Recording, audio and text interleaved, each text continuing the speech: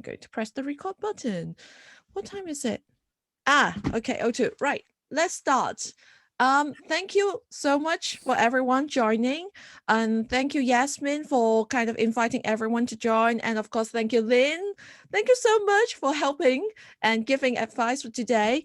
I think today the main purpose is because I think everyone have that difficulties back in November and December sending students back to Hong Kong and China and even Macau. Maybe we can talk about more from our experience about the testing and also all the regulations and everything that I've collected. So this is the purpose for today. I hope I'm going to finish in by 11 or even 11:30. I will open up quite a long session for Q&A as well.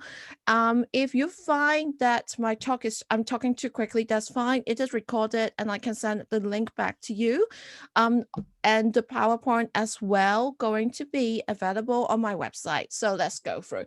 So just a quick introduction. If I start by myself, my name is Eve. I'm the director of AEGIS Anglo-Chinese Services.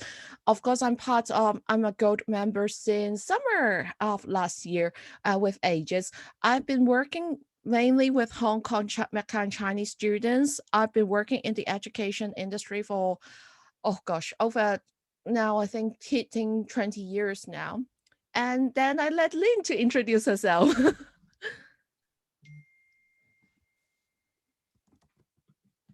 Oh, Lynn, I think if you speak up, I think your microphone is not working. Yeah, if you try again, it's still, I can't hear you. Hi, Lynn. Oops. No, it doesn't work yet.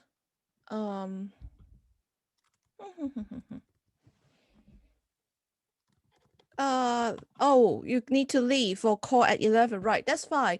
I just need you to speak up and see if you can adjust your microphone so that. So how about now? Can you hear me now? Yes, that's fine. Perfect. Thank you. So okay, yeah, thank you. Yeah, I thank you all. And so for Circle Networks, we focus on providing medical assistance. So COVID testing is one part of what we do. We also assist with claims management for international travelers.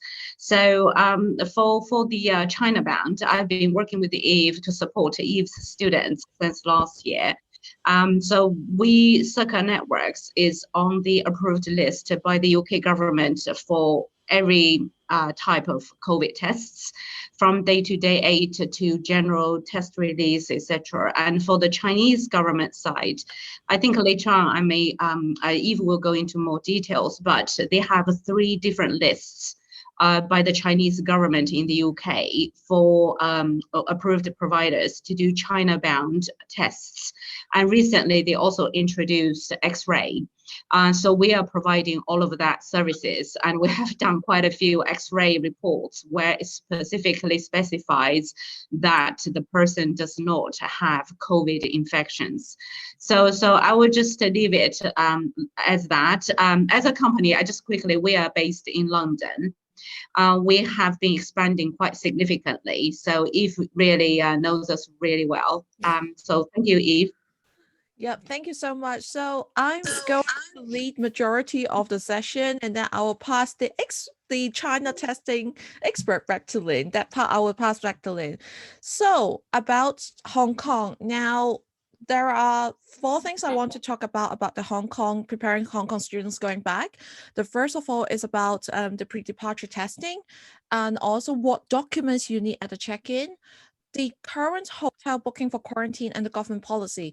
Now, if you compare from the policy right now to November and December, there are significant change about the hotel booking and also the government policies, which I'm going to talk about. The first thing, what do I need to enter Hong Kong? So usually I would prepare a list of things that all the students need to prepare. So first thing is the pre-departure COVID test results, which I will talk a bit more, the hotel reservation, the health declaration. Now, the health declaration actually, it should be completed by the student, and you can only complete it with a seating number. Now, some of the flights are not allowing check-in before you arrive at the airport, so they might only able to fill this in at the airport after checking in. The health declaration is not a paper format; it is just purely a electronic form. Once you complete it, it will have a QR code. At the particular moment, I think everyone is just glad that we have direct flights from UK back to Hong Kong. But unfortunately, the quarantine has now extended to 21 days plus 7. 21 days is going to be in a designated hotel. And yes, you are going to be locked up in a hotel for 21 days. You cannot do, you can only stay in that room. You're not allowed to use any of the hotel facilities like gym or swimming pool, etc. You are bound in your room only. Also, I'm going to talk a little bit more about the holiday, and also they now impose 7 days self-monitoring. What that means is, although you are free to go from your hotel quarantine, the Hong Kong government expects you to self-monitor yourself and kind of advise, if possible, that 7 days don't go out if you don't really need to. You need to have your flight booked, that's fine, and also a Hong Kong ID card. The reason why I raised the issue about Hong Kong ID card is, if there is a student who holds an Australian passport or British passport, etc., in order to enter Hong Kong, you need to have proof of your residency. And some of the and they will only let you check in with a Hong Kong ID card. And to my experience, some parents decide to take the Hong Kong ID card away, thinking the kids is going to lose it. I'm sure some of you have come across it before. So do make sure and remind them they need a Hong Kong ID card to enter and not just the passport.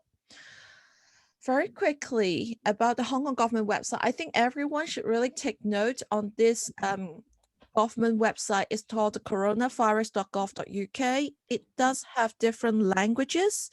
It's in English, it has in traditional Chinese, simplified Chinese, and different other languages as well.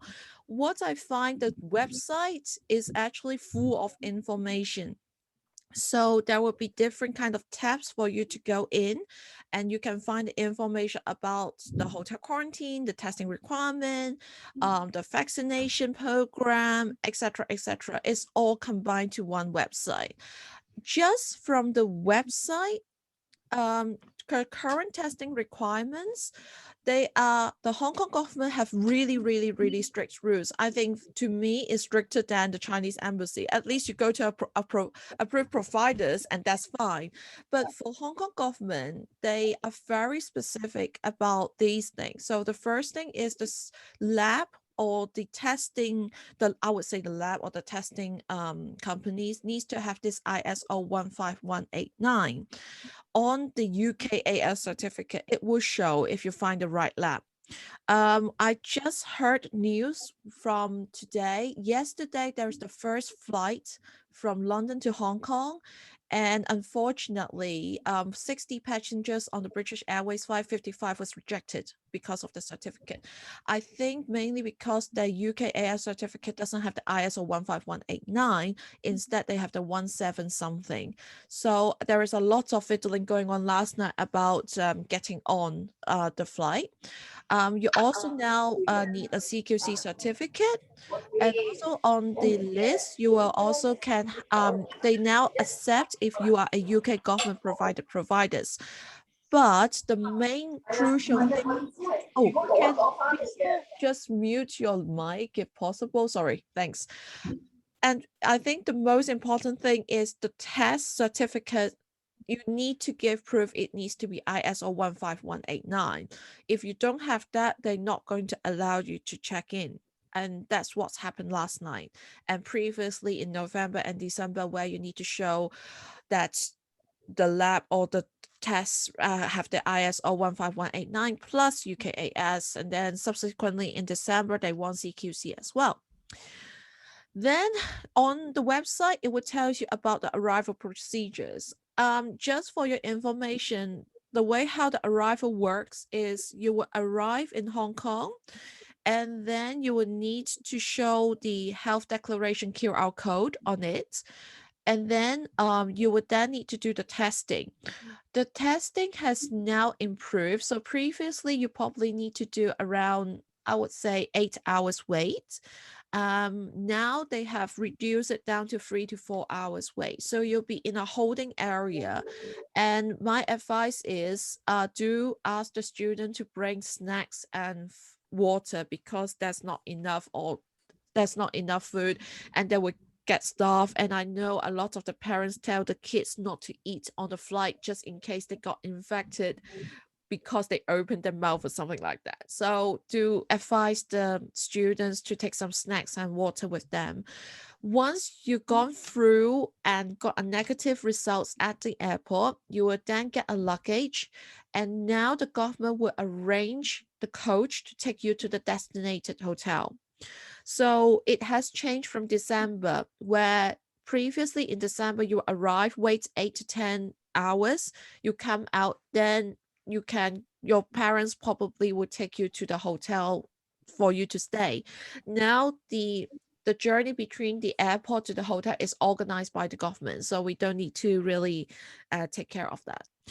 And also there is like a hotel quarantine list. Now, since December, from the 23rd of December, anyone entering Hong Kong and needs to quarantine must stay in a government designated hotel. There is a hotel list where it will tell you where you can stay. At the moment, there is around 30 hotels providing around 3,500 rooms. Um, it's a very comprehensive list. It will tell you all the pricing is fixed price, all the rooms are free meals provided, etc. But one thing I think for us as a guardians agency is not many hotels would take students under 18. Some hotels categorically say you cannot stay if you are under 18. Some say yes, you can stay under 18 if you've got a parents who are going to stay with you for the whole 21 days. Some hotel does allow students to stay even if they are 14. So for example, I know one of the hotels say you can stay if you're over 14, if you have parental permission. One hotel say that is okay even as 13. Another hotel say if it is under 16, the parents need to stay together. So this really has changed from December last time, because actually in December, I got a student who is 10 and stayed in the hotel for 14 days on his own, and that was fine.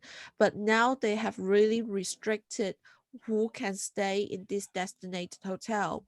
And I do believe because there is this restrictions on the parents, where the parents might need to stay with them for 21 days together for quarantine, we might get more students who decide to stay in the UK for the summer holidays, because the parents simply cannot take 21 days off to stay with their kids in a hotel. That's I think that is one of the main thing.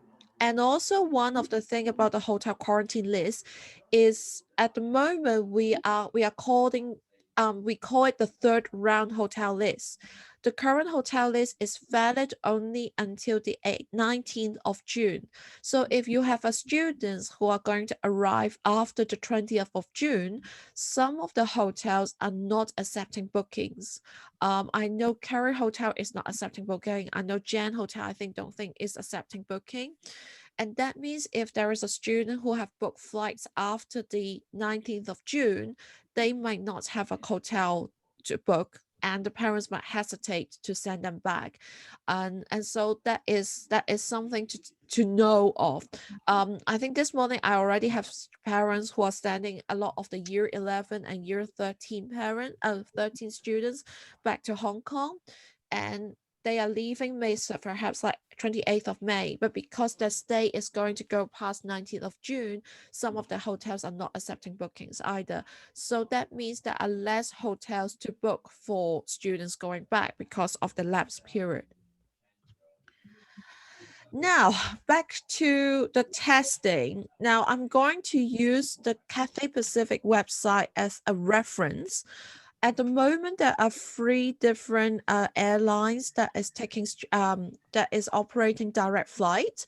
Cathay Pacific, of course, British Airways, and Virgin.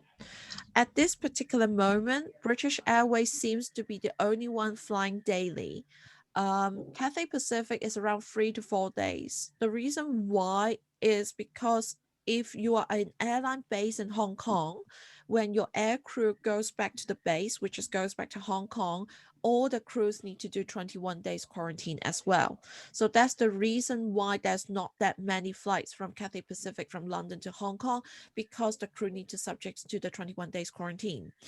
And then we've got Virgin. Virgin at the moment, although they're selling tickets every day, to I've checked the next 2 to 3 weeks, they're only flying maybe 3 to 4 days a week. Um, at, and if you compare with different airlines website, I would say CX gives the best advice about what you need in terms of the testing. British Airways and Virgin are a bit fake. They only tells you to go back to the Hong Kong government website.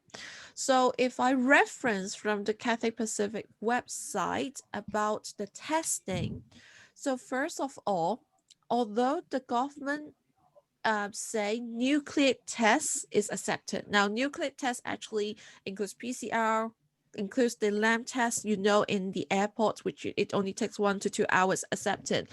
But funny enough, in April, with the 2 repatriate flights, they only accept RT-PCR. They don't accept the lab test.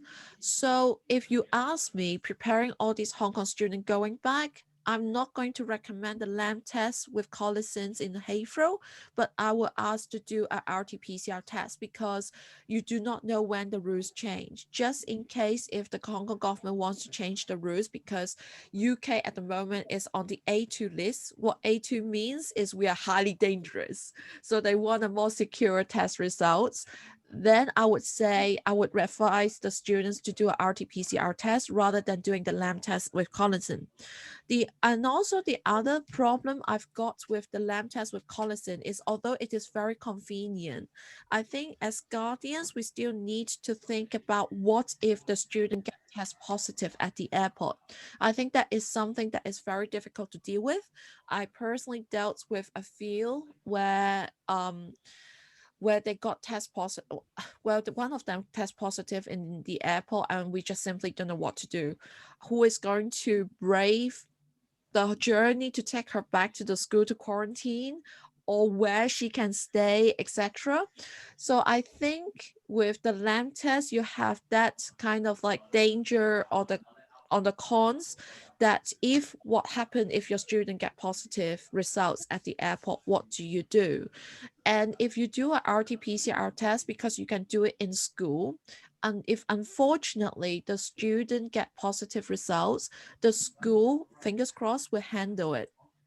And current policy still say if you get positive, you should still stay. You should stay where you are for quarantine. So that would be my advice. If you are sending student back, I would highly recommend to do a RT-PCR test instead. Now, another thing which the Hong Kong government very specific and very crucial is about this 72 hours before departure, and they want the certificate to show the sample taken time. I know what's happened is some of the certificate will show the sample taken time as the time that it arrives at the lab, which is kind of fine. So far in November and December, they accepted that. But then this is something to know. If your certificate doesn't show it's the sample taken time or collection time, they won't accept it. So the second part must show on the certificate. The other thing is, now Cathay Pacific say that they always want UKAS accredited, which is fine. But again, back to the same question, you need to have a UKAS accredited lab, plus is ISO 15189. And not that many labs do that. And then you need to be CQC as well. They like to see the CQC certificate. Although I understand last night BA are not accepting CQC certificate.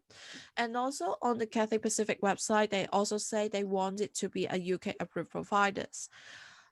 Because we only have the first flight from London to Hong Kong last night, I'm really not sure if now they want all free. So the lab needs to be UKAS accredited plus CQC plus UK approved providers.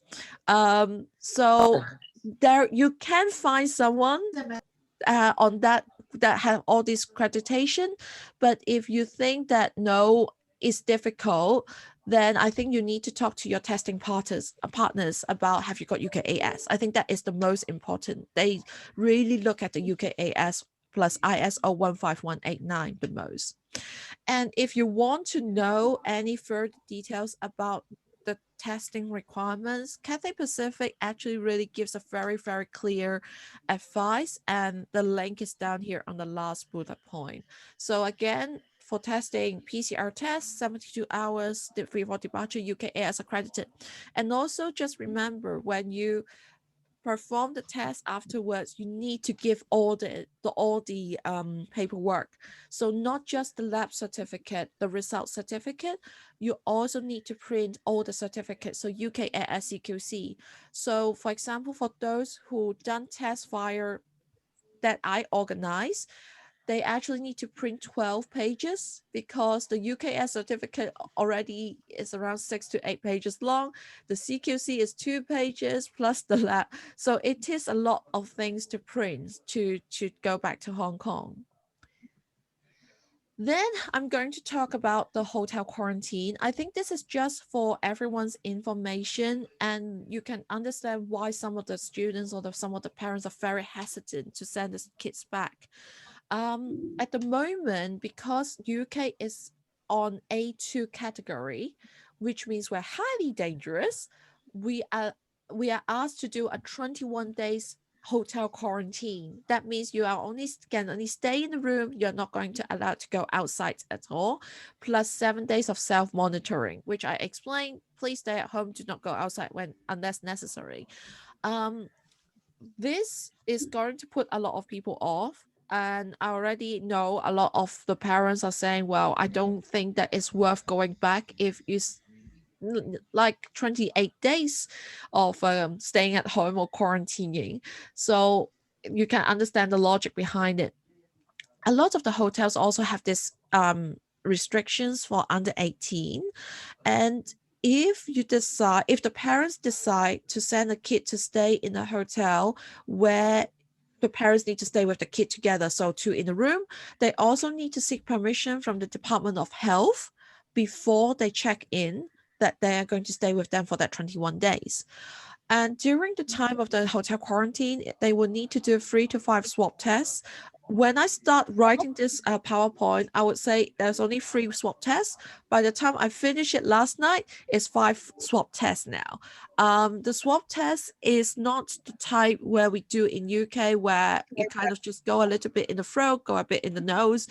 Is the China way where you poke until it hurts. Not very nice experience, but that's the type of swab test they're going to need to do. Previously, they would do a saliva test when they're in the hotel, 2 saliva tests. Now they will send contractors into the hotel and do your test on the day when you need to do it. They say in that way, they guarantee you're going to do it the right way, but actually it really hurts. Yeah, everyone just at the swab test. Yes. And then I'm going to talk a little bit about, I think everyone wants to know about China because I think with our mainland Chinese students, majority of them actually stayed in UK throughout the whole period, throughout the Christmas, throughout the April. So these are the things I would say you need to do to go to China. So first is the pre-departure testing, which Lynn is going to talk about in a bit. Because there is no direct flight at the moment, no direct flight, when you are doing your transit, you also need to do your transit testing. You need to do the PCR and the antibody test at the transit airport. So for example, if you got a student who got a ticket from London to Guangzhou via Amsterdam, you need to do your transit airport testing in the airport at Amsterdam airport. If you go via Finland, you need to do it in Finland. The transit airport testing information will be given to you by the airline, so don't need to worry, except it's mostly in mainland Chinese. Yes. So again, there's no direct flights at the moment. I haven't heard anything about they're lifting the rules for summer at this particular ones. Now, quarantine today, right now, just change. Shenzhen has now decided to impose a 14 plus 7 days quarantine. So similar to Hong Kong, 14 days quarantine in a hotel plus 7 days of they call self-monitoring. But what that means is they don't want you to go out.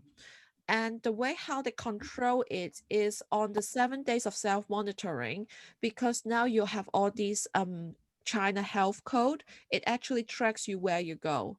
So if you try to go out, it might turn red and you're not allowed to enter any of those shops or premises anyway. So this has changed. Quarantine is now 14 plus 7 for Shenzhen. And we expect this might going to be kind of like be a nationwide policy. Before boarding, you need to have this international health code for boarding. They don't recognize any certificate. They only recognize if you got this green code. This green code, you can actually do it via the WeChat app. If I quickly show you, it's something like that.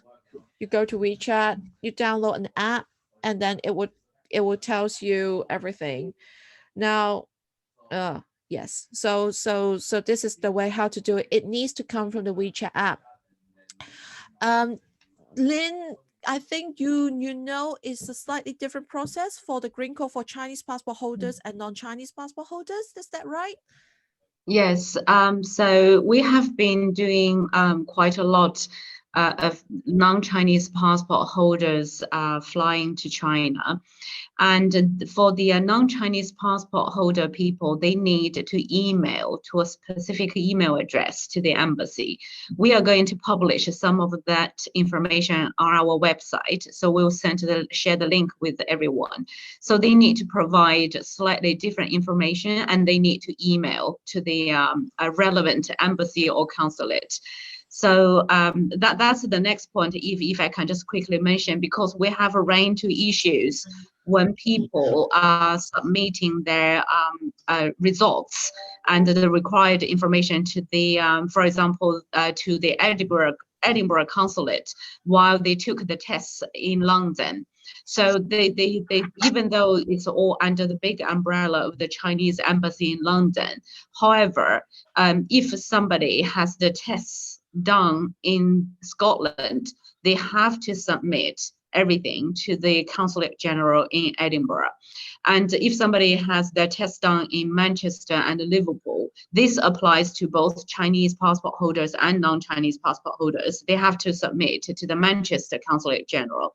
But for England, generally it's quite easy to coordinate, but we advise people just not to mix up the submission between Scotland and England.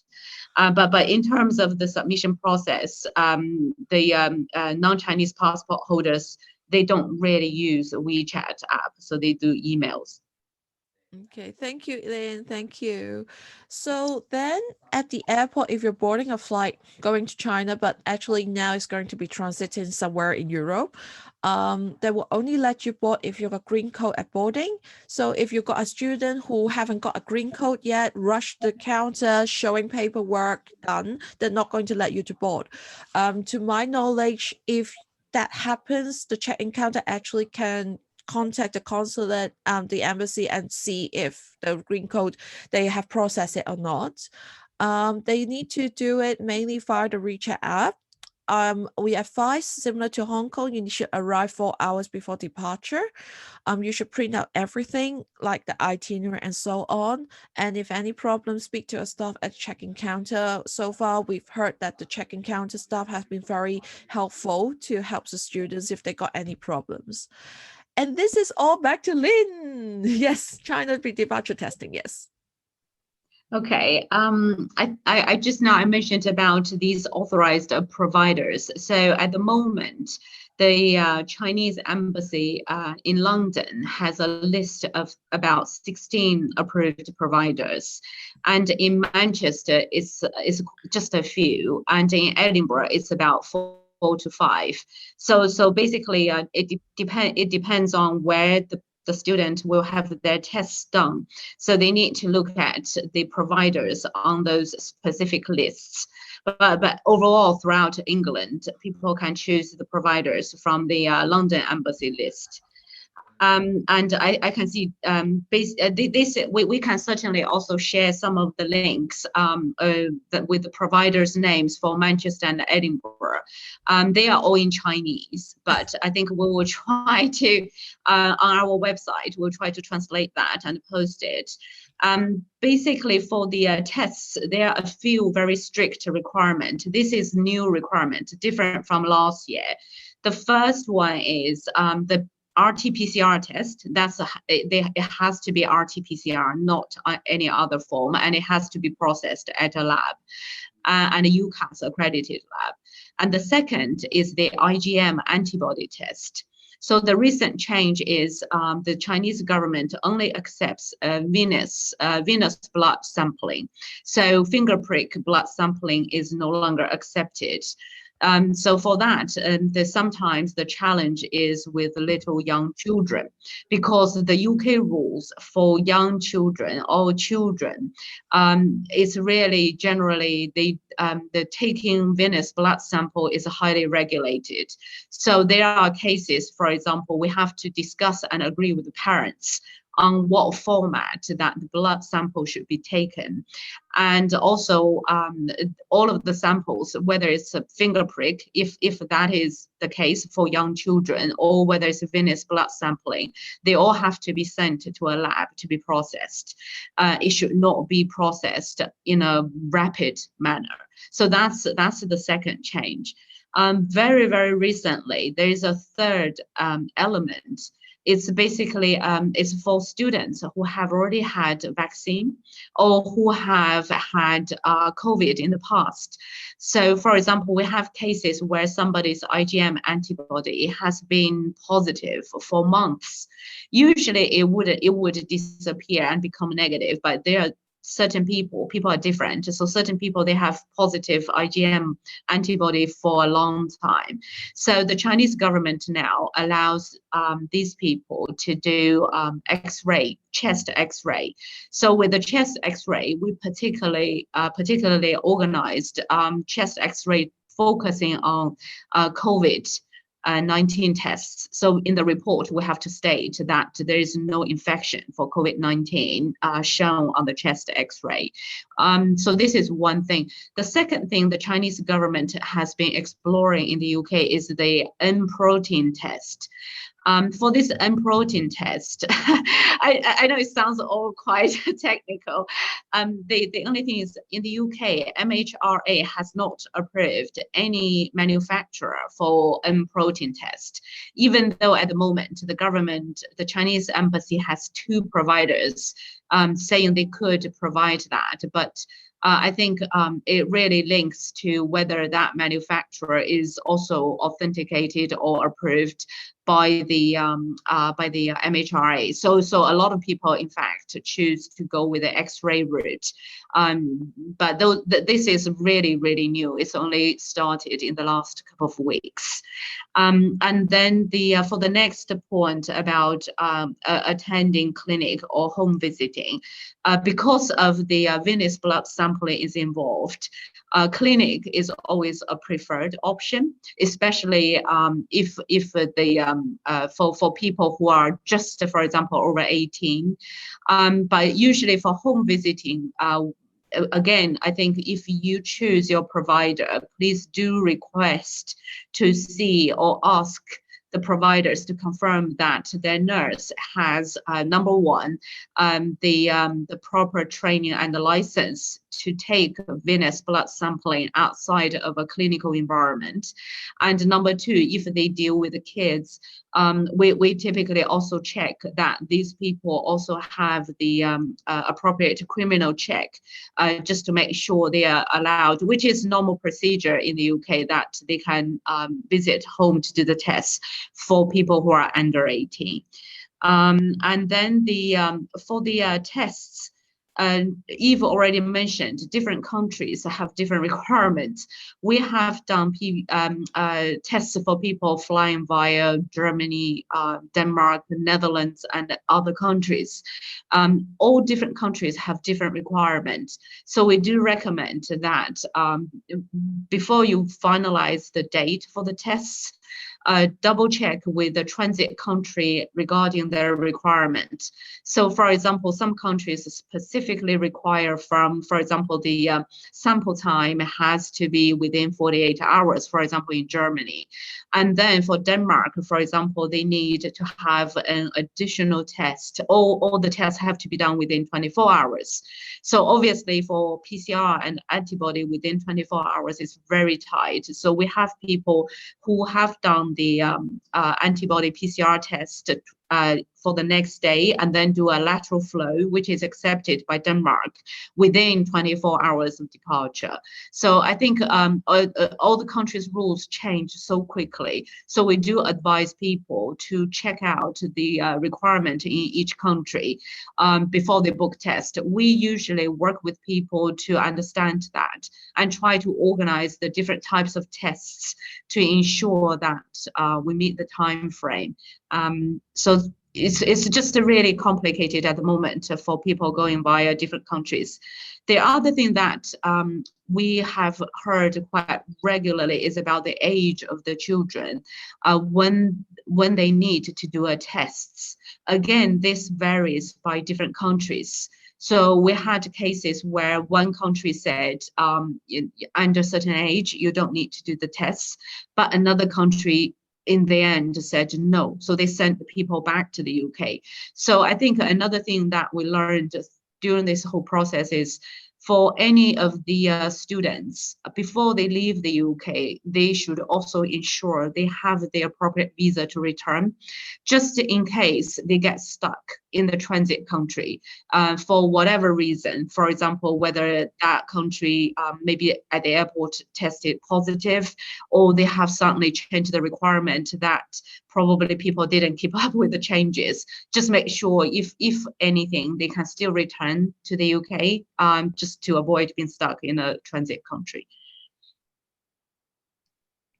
Okay. Lynn, one question. If we assume that there will be direct flight, say summer, because of the volume of students, based on your experience back in November, December, is it they need to do a test within 48 hours? It's now the Chinese government changed the description as 2 natural days. Because last year in November, there have been so many questions about 48 hours. In particular, I know a lot of flights are late at night. So for 48 hours, it's not very easy to do late night clinic to satisfy that 48 hours. So in November, the Chinese government put a Q&A on their website. I think it's on the 27th of November. And in there, they specifically redefined the requirement to be 2 natural days to allow people to take the test during working hours, even though their flights are like a really late night, 2 days from the test time. Okay, just one more question. Say if someone wants to book a test at the clinic, how much notice they should give? How quickly they can get a test done? I would recommend usually once they have the flight schedule, they should try to book it soon, as soon as they know they have flights. I can completely understand. A lot of people are worried about the flight changes and flight cancellation. And I believe most of the providers have discretion, especially relating to flight cancellation, because that's out of people's control. So, for example, for us, if there is a flight cancellation related change of booking, we do want a very early notice as soon as possible, but also we offer free rescheduling or a refund, only just to understand this is really something out of people's control. And I believe the market generally is very flexible in that sense, but I do recommend as soon as possible. And for nurse home visiting, I recommend at least 2 weeks in advance, because there are limited qualified nurses that can do home visiting for venous blood sampling. So in our experience, we recommend 2 weeks in advance for that. But for the clinic one, I would say typically minimum 2 days advance notice. Yeah. Okay. Thank you, Lynn. Thanks a lot. Okay. So now going into the Macau one, I know it's not as there's not as many Macau students, but actually Macau situation is more severe in terms of going back. At the moment, as before, there is no direct flight, and also you are not allowed to transit in Hong Kong for the Macau passengers as well, because Hong Kong is closed for any foreign nationals. At the moment, from what we know, is there is a charter flight specifically for any Macau students wanting going back to Macau on the 17th of June and also early July. If you're not able to get onto this charter flight, the route going back to Macau is Hong Kong, Paris, Paris, Taipei, Taipei, and then to Macau. That is the only route that we know would take students back home. Similar to Hong Kong, the COVID test requirement is also 72 hours before departure. You will also need to double check if you're transiting in different airports, say Paris and Taiwan, what is the requirement as well. So far as I know, they are all on the same page, which is 72 hours before departure. And you will also need to read this document about all the testing and entry requirements with this link as well.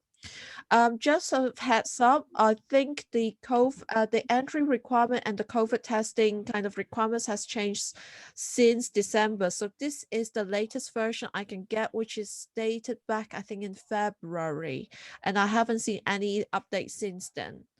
Also, all the students who are going back to Macau also need to have this parental agreement signed before they check on flight, and this is one of the formats provided by EVA Air. Even the charter flight that is going from London on the 17th of June is also organized by EVA Air, as I understand.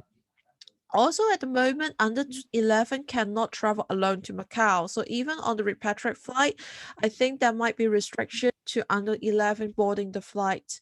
And if they cannot board the flight, they are not allowed to travel alone either. Um, and then this is more information about Macau, and also is again 21 days quarantine at a government designated hotel. One thing about Macau testing is if you go to this document there, they have specifically say there are 3 different type of test certificate that would allow. Now, because a lot of those test certificate that we got is sent via email, the Macau government specifically say if it is an electronic certificate, they want a QR code or they want a kind of like online authentication. So if you're sending students back to Macau, you need to really check on this and then see which lab has a QR code on the certificate that links back to the lab so that they can see, this is a genuine copy. So only Macau requires that. I can say maybe 1 or maybe 2 require satisfy the requirement of the Macau government. I managed to send the students back in December, well, actually 2 students back with a very specific lab that satisfy this requirement. So for Macau and also for Guardian, just remember because of this charter flight, we will all need to ask for early leave for our students as well. So That's it really. And then we have time for Q&A. Just in case if you want to contact us, this is our contact. So you can come to me, email me directly at eve@eliteacs.com. And if you want to talk about testing, because Liz Circa actually provide testing. If you want more specific kind of questions about testing, you can contact Lynn at care@circalimited.com. So just see if you want to kind of like ask a question, do switch on your video and mic, and we'll try to answer anything. Yeah, and Eve, can I just quickly add one more thing before we switch to Q&A? Yes, I think with the recent change by the Chinese embassy and consulates requirements, we do need the guardian agencies, when they obtain the parent approval for the children to be tested, they also need to approve that we can share their children's information with the Chinese embassy and the consulates. Because as a provider, we are required to submit on daily basis all the tests that we have performed with the individual's name, date of birth, and passport, and the result. So the Chinese embassy and the consulates, they will cross-reference the certificate with the information we submitted to them. So we do need the parents to agree that they allow us to share their children's information with the Chinese embassy and consulates. Yep. Thank you, Lynn. Is there any questions to us? No? All good? Or too much to digest? Hello, can I ask a question? Yay. This is actually Sheila from UK to Learn. Oh, hello there. Hi. And you can see us. Yes. There you go. Oh, hello there. Hiya. Hi. Yeah, one of our Chinese mothers told us that there was some flights going to be operating directly to China soon, but you're saying that you haven't seen that. No, we haven't seen that. What I have seen so far is you can definitely book a direct flight. Okay. It doesn't happen. So what happened for example, in April, I've got a student who managed to get a flight ticket, actually two, from London direct to Qingdao. And then the ticket was valid all the way until a week before. So he was very disappointed because you see the student, they're under 18, they don't understand why I got a ticket but cannot fly. Yeah. I think Lynn knows because you deal with Chinese testing every day, so you haven't seen any direct flight requests from your side. No, we see a lot of cancellations. Like you said, sometimes they send the cancellations quite late. That's why we have the discretion to just accommodate people, because we have typically 48 hours cancellation policy ourselves, but sometimes I can say, I mean, in fact, most of the times the flight cancellation can come in well within 48 hours of departure. So we see a lot of cancellations, but as of now, we haven't really been told of any direct flight. We are doing a lot of tests at the moment. All of them are via one of the transit countries. We have seen more countries start to operate flights to China. So we do see more kind of people are transiting via different European countries. See, my problem is that we've repatriated some of our Chinese students over the last few months, and they've gone via a transit company, but they're the older ones. I mean, we can't send young children on a flight because you just can't. They can't transit in a foreign country. Do you know if there's any system to help with that? I think the airlines typically they have this accompanied junior type of arrangement, but I can completely understand. So at the moment, a lot of the tests that we are doing, they are generally families, so the children are accompanied. All the university students, we definitely see very few young children traveling on their own. It just, I think, yeah. Also, if they get stuck in the transit country, we have somebody got stuck for a month. So it's just really not safe. Yeah. Right. And what was the other question I was going to? While we've been trying to listen to this, we've had lots of phone calls and things that have because it's Monday and the things always happen on a Monday. Can we access this recording later? Yes, so I have recorded this. My Yeah. plan is I'm going to upload it on our website, and I'm going to pass the URL to Yasmin so she can give it out for anyone interested. I'm going to put this PPT on the website as well for download, because there are so many government rules and web links that you can reference back to. Yes. And Lynn, I'm sorry to keep asking so many questions. I didn't. We missed the very start of the webinar because of other things. Lynn, can I ask, what do? You arrange Chinese testing? Well, we are a medical assistance company. So we do a lot of medical assistance, medical solutions, as well as claims management. So I think it just so happened with this COVID, we have all the infrastructure in place. So we are very involved in COVID testing. So from the UK side, we are on the approved list for day-to-day aid, test release and general testing. And then on the Chinese government side, we are on all of their lists. They have 3 lists: Edinburgh, Manchester, and London. And we have clinics in Manchester, Glasgow, Edinburgh, Cambridge, and London, and Chelmsford. So we have a number of clinics to try to satisfy the people's locations. We have been doing quite a lot of home visits. And the home visits is almost, it's really kind of like the Midlands and the South. We are looking at potentially opening up another clinic in Bristol. So it's really what we are doing is more overall, it's like all the medical assistance side of things and medical emergency assistance plus all the COVID tests. Okay, so essentially, this is something we found previously when we've repatriated some of our Chinese students. We don't want to get it wrong for obvious reasons. Mm-hmm. So that is something that we could come to you for advice and to help to do it, could we? Of course, yes. Of course. We have also a multilingual team. So if there is any need and if you need to do any tests, please do come. As Eve mentioned, there aren't that many labs that has both the ISO 15189 plus CQC. We are very selective with the labs that we work. We do have labs all over the country. And for us, it's really particularly for China-bound testing, we have the labs with all of that required.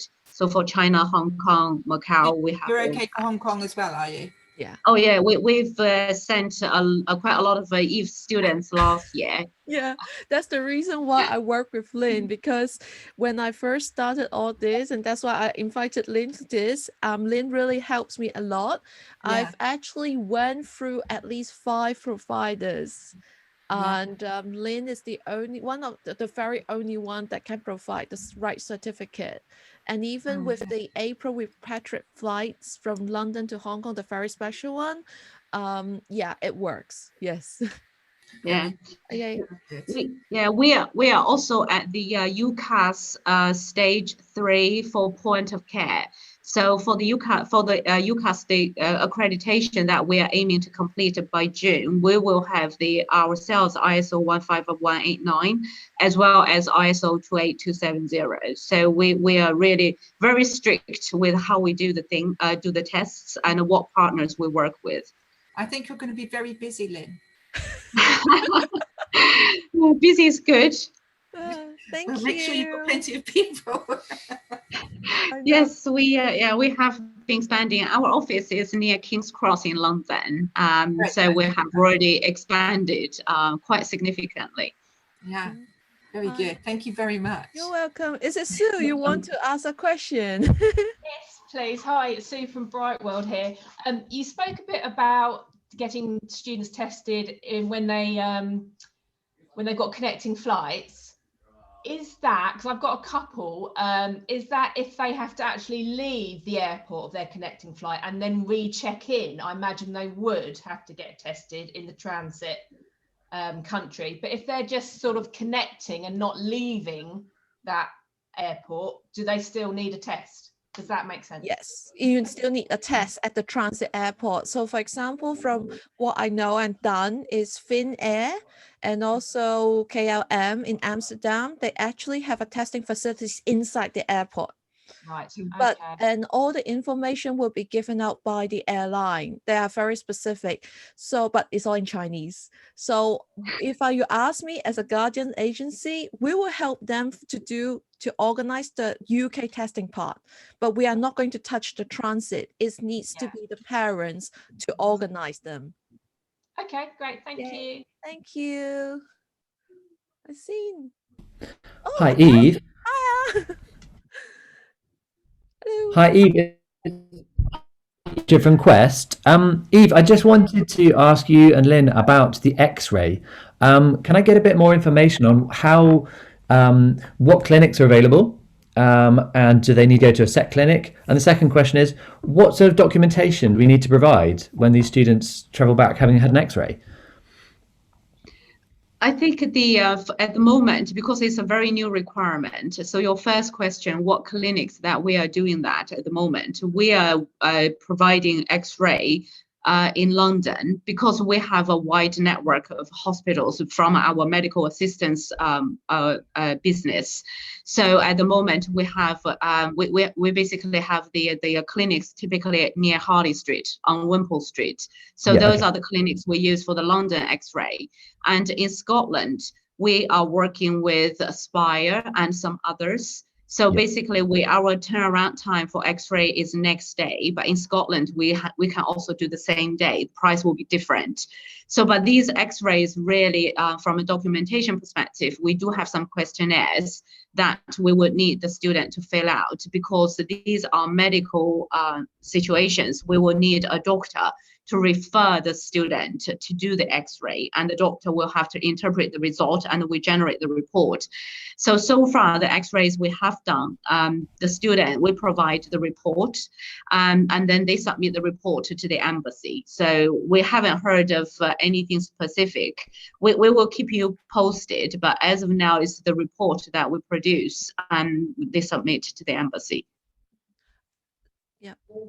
Lynn, I want to ask back to X-ray. So it is only if the antibody test is found positive that they need the X-ray, or it might be yeah, okay.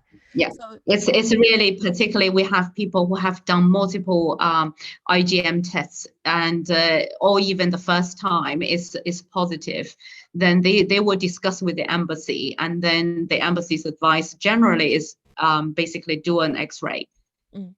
Okay, thank you. Yeah, Eve, I have 2 you need minutes. to go. Yeah. That's Okay. fine. Yes. Okay, thank Is you, there Lynn. any other questions for me before I jump off in 2 minutes? So we basically have a DHSC call regarding the day 2 and day 8 tests. Okay, right. Thank you. And how much does the service cost? The services for I Lynn? think it's best to send email to us, and then we can send you the price back. Yeah. Okay. Yeah, thank you.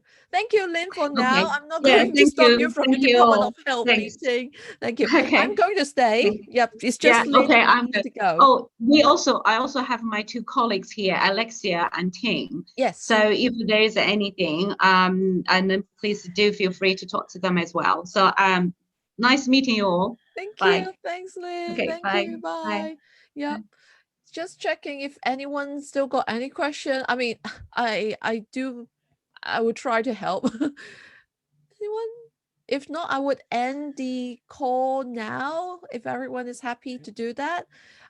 Do take the notes about our emails if you want to ask. I'm quite happy to answer any questions. Anything that is about testing, very specific about testing, say if your students need to do a test, their flight is this and that, can you do that? I think Lynn and her team would definitely can answer. So Lynn and her team is definitely for testing. I can answer more kind of general questions about like government policies in Hong Kong, what is happening there, hotel quarantine, etc. That's something I can definitely do.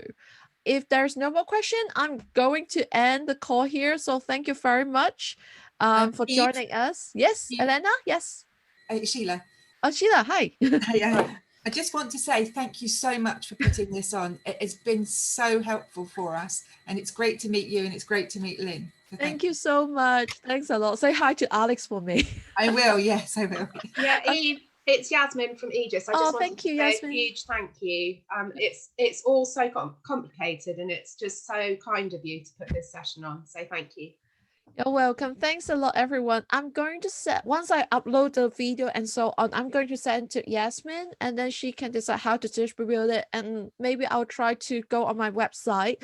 There is actually a button on my website called Latest News. If you click that, it should be on there in the next few days. So thanks again, everyone.